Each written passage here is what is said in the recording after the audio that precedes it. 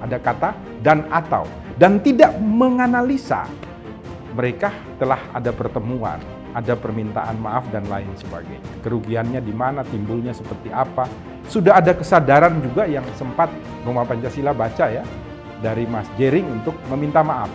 Ini sudah sebuah kemajuan besar ya, dari seseorang pelaku untuk meminta maaf karena belum ada korban, mungkin belum ada kerugian dan lain sebagainya. Ini sebuah momentum bagi kita agar ke depan ini tidak sembarangan untuk melakukan penahanan terhadap orang.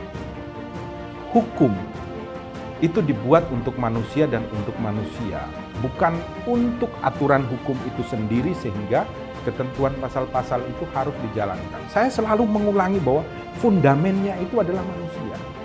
Hukum itu harus memiliki hati nurani di dalam menganalisa setiap perkara yang ada di muka bumi Indonesia. Salam Pancasila dan salam penegakan hukum. Ini dikirimi indoson.id dari teman Rumah Pancasila tentang Jering yang ditahan oleh Kejaksaan setelah pelimpahan tahap 2 ya, atas perkara Undang-Undang IT. Kita lihat dulu komentar-komentar dari sahabat Rumah Pancasila yang ada di indoson.id. Yang pertama dari Cornales 98. Baru jadi duta udah masuk bui lagi. Ya, kemarin kayaknya jadi duta narkoba ya. Agar narkoba itu bisa berkurang di kalangan masyarakat Indonesia. Kemudian dari Wahyu Sputra, tampan dan berani. Kemudian dari GKS, KF Gae 78, langganan ya. Nah, Rumah Pancasila tanpa ingin mendukung siapapun ingin membahas dari sisi hukum sehingga dapat menjadi pengetahuan kita semua di Rumah Indonesia. Yang pertama tentang ketentuan pasal 27 ayat 4, junto pasal 45 ayat 4, Undang-Undang IT. Di sana dikatakan ketika seseorang ya mendistribusikan atau mentransmisikan sebuah konten yang bersifat mengancam orang lain, pihak lain, maka ataupun ya bersifat pemerasan, ancaman pidananya itu 6 tahun dan garis miring atau denda maksimal 1 miliar rupiah. Ketika ada kata-kata di dalam undang-undang dan garis miring atau, maka itu sebenarnya merupakan pilihan. Jadi, bagi para penegak hukum itu bisa memilih mana yang harus dipakai. Hukuman penjara disertai dengan denda, atau hukuman penjara saja, atau kemudian hukuman denda saja. Semuanya tergantung kepada sebuah peristiwa dan kelakuan daripada si pelaku kejahatan dan juga bagi si korban. Dengan memperhitungkan dan melihat ketentuan undang-undang. Sistem pemidanaan Indonesia itu adalah sistem pembinaan. Karena ingin membina orang-orang yang moralnya tidak baik karena melakukan pelanggaran hukum, menjadi manusia yang baik sehingga dapat turut berpartisipasi, membangun Indonesia menjadi lebih baik. Sehingga kata dan garis miring atau memberikan pengertian bahwa seorang aparatur penegak hukum, polisi, jaksa, ketika melihat ini orang sebenarnya sudah menyadari kesalahannya, maka dia tidak perlu untuk ditahan. Biarkan proses berjalan, tetapi proses itu kemudian bisa saja dihukum percobaan. Dasarnya apa? Dasarnya itu di samping kata dan garis miring atau juga ada di ketentuan pasal 14 KUHP. Tentang hukuman percobaan yang boleh dijatuhkan oleh hakim ketika yang bersangkutan hanya dituntut 1 tahun penjara oleh jaksa. Itu adalah poin yang pertama. Poin yang kedua adalah jaksa mendasarkan diri pada pasal 21 KUHP untuk melakukan penahanan terhadap Jering. Nah, di dalam pasal 21 ayat 1 KUHP itu dikatakan bahwa penahanan itu dapat dilakukan terhadap seseorang yang diduga keras ya, akan melarikan diri, akan menghilangkan barang bukti, akan mengulangi kembali kejahatannya.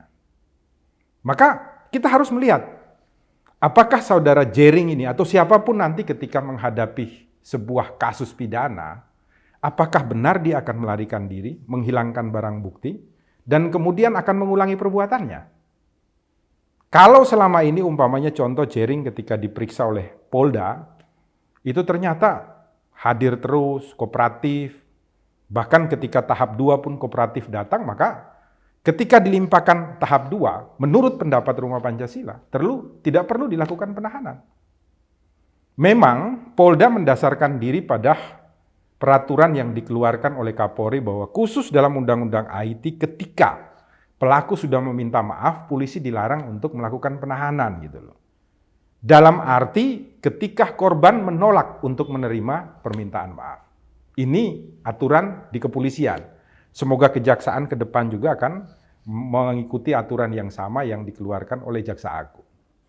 Kemudian poin yang kedua di pasal 21 ayat 4 itu dikatakan penahanan dapat dilakukan apabila ancaman pidananya itu di atas 5 tahun. Itu yang pertama. Dan yang kedua adalah untuk pasal-pasal khusus. Nah, pasal khusus itu di dalam pasal 21 ayat 4 itu umpamanya contoh pasal penipuan, itu di pasal 378, ancaman maksimalnya 4 tahun, tapi bisa ditahan.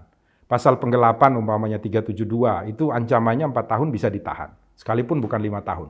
Karena dia pasal khusus, termasuk pasal 335 ayat 1, tentang perbuatan tidak menyenangkan. Ancaman 1 tahun doang, tapi bisa dilakukan penahanan. Nah, kenapa ini ancamannya 6 tahun, maka didasarkan jaksa saya boleh nahan. Tidak melihat juga kepada unsur apakah dia itu akan melarikan diri, mengulangi perbuatannya, dan lain sebagainya. Dan tidak melihat atau menganalisa ketentuan undang-undang. Ada kata dan atau. Dan tidak menganalisa mereka telah ada pertemuan, ada permintaan maaf, dan lain sebagainya. Kerugiannya di mana, timbulnya seperti apa. Sudah ada kesadaran juga yang sempat Rumah Pancasila baca ya, dari Mas Jering untuk meminta maaf. Ini sudah sebuah kemajuan besar ya, dari seseorang pelaku untuk meminta maaf. Karena belum ada korban, mungkin belum ada kerugian, dan lain sebagainya. Permintaan maaf itu, kita minta sama Tuhan aja dikabulkan. Kenapa kita yang sebagai manusia tidak saling memaafkan satu dengan yang lain?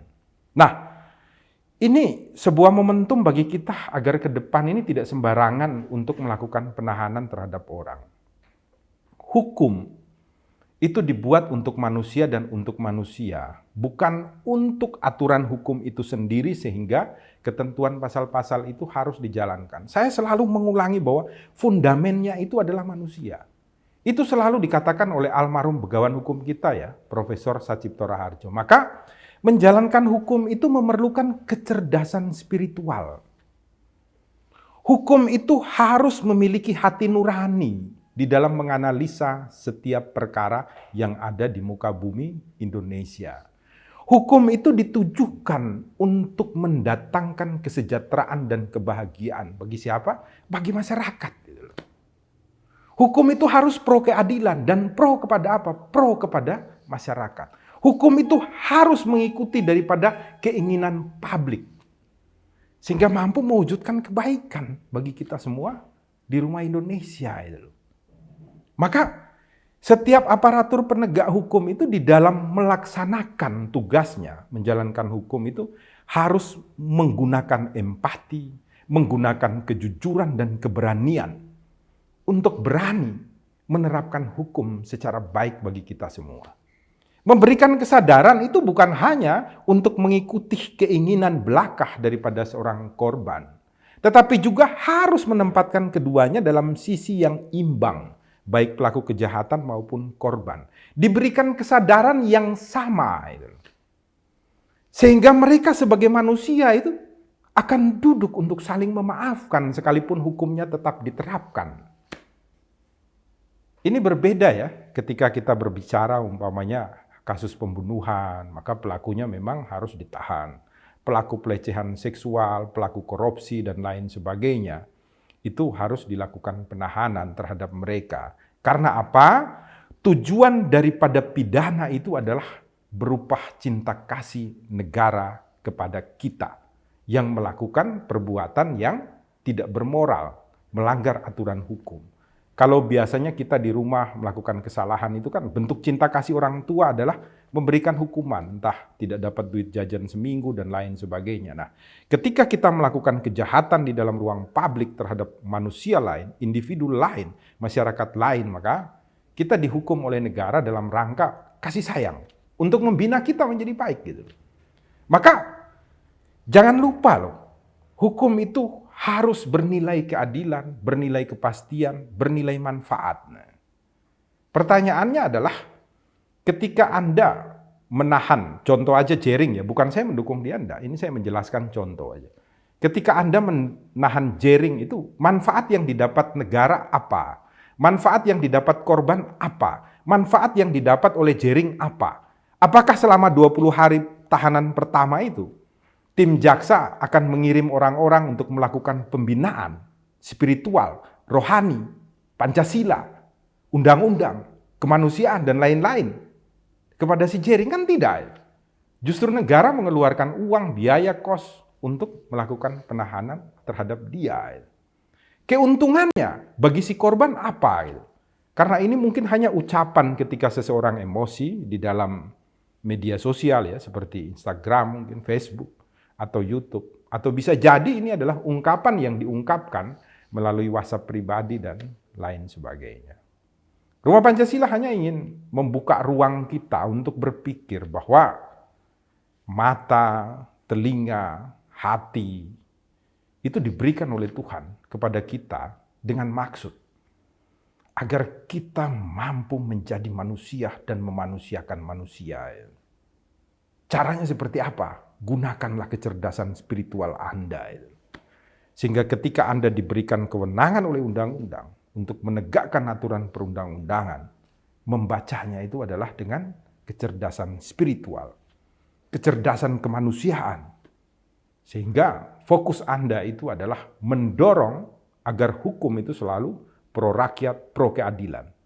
Sehingga ke depan kebiasaan Anda ketika menganalisa aturan hukum ini akan berlaku bukan hanya terhadap mereka yang punya uang, punya kedudukan, tetapi juga bagi mereka yang terlantar, tersingkirkan, dan tidak mampu untuk membiayai dirinya ketika berproses secara hukum. Marilah, buka mata, buka telinga, buka hati nurani Anda, asah kecerdasan spiritual Anda ketika Anda melakukan penegakan hukum. Salam Pancasila, salam penegakan hukum, selalu berbuat baik di rumah Indonesia. Sadar-sadarlah, penegak hukum. Ruang sidang bukan penyiksa kebenaran. Sadar-sadarlah, penegak hukum. Ruang sidang bukan pembunuh keadilan. Karena ruang sidang adalah untuk kebangkitan